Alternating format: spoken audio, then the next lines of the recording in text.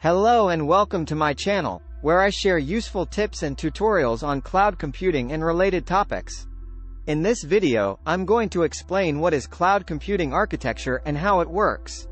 I will also show you some examples of cloud computing architecture and its benefits. Cloud computing architecture refers to the components and subcomponents required for cloud computing. These components typically consist of a front-end platform, a back-end platform, a cloud-based delivery, and a network. The below diagram shows the basic structure of cloud computing architecture. The front-end platform is the part of the cloud computing system that the user interacts with. It contains client-side interfaces and applications that are required to access the cloud computing services. The front-end platform can be a web browser, a mobile app, a desktop application, or any other device that connects to the cloud. The back-end platform is the part of the cloud computing system that provides the actual cloud services. It manages all the resources and technologies that are required to provide cloud computing services.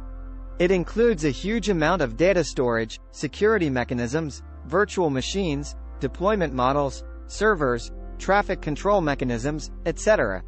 The cloud-based delivery is the way that the cloud services are delivered to the users over the network. It can be one of the following three types. 1. Software as a service, SaaS. This is when the user accesses a software application that is hosted on the cloud. The user does not need to install or maintain the software on their own device. The user only pays for the usage or subscription of the software. Examples of SaaS are Gmail, Netflix, Salesforce, etc. 2. Platform as a service, PaaS. This is when the user accesses a platform or environment that is hosted on the cloud. The user can use this platform to develop, test, deploy, and run their own applications without worrying about the underlying infrastructure or software. The user only pays for the resources they use on the platform.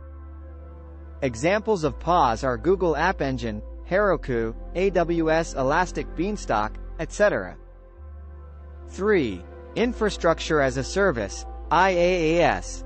This is when the user accesses raw computing resources that are hosted on the cloud.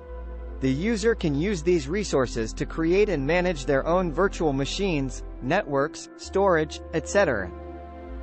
The user has full control over these resources and can customize them according to their needs. The user only pays for the resources they consume on the cloud. Examples of IaaS are Amazon EC2, Google Compute Engine, Microsoft Azure Virtual Machines, etc.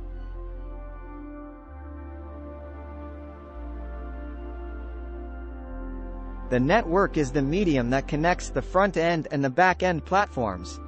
It enables the communication and data transfer between them. The network can be the Internet, an intranet, or an intercloud. The Internet is the public network that anyone can access. An intranet is a private network that is restricted to a certain organization or group. An intercloud is a network of interconnected clouds that can share resources and services. Cloud computing architecture has many benefits compared to traditional IT systems. Some of these benefits are: 1. Scalability. Cloud computing architecture can scale up or down according to the demand and workload of the users. This means that users can access more or less resources as needed without wasting money or time. 2. Availability. Cloud computing architecture can provide high availability and reliability for the users. This means that users can access their data and applications anytime and anywhere without interruption or downtime. 3. Cost efficiency. Cloud computing architecture can reduce the cost of IT operations for the users. This means that users do not need to buy or maintain expensive hardware or software on their own premises. They only pay for what they use on the cloud. Security. Cloud computing architecture can provide high security and privacy for the users. This means that users can protect their data and applications from unauthorized access or attacks using various security mechanisms and encryption techniques. I hope this video was helpful and informative for you. If you liked it, please give it a thumbs up and subscribe to my channel for more cloud computing videos. Also, let me know in the comments if you have any questions or suggestions for future topics. Thank you for watching and see you next time.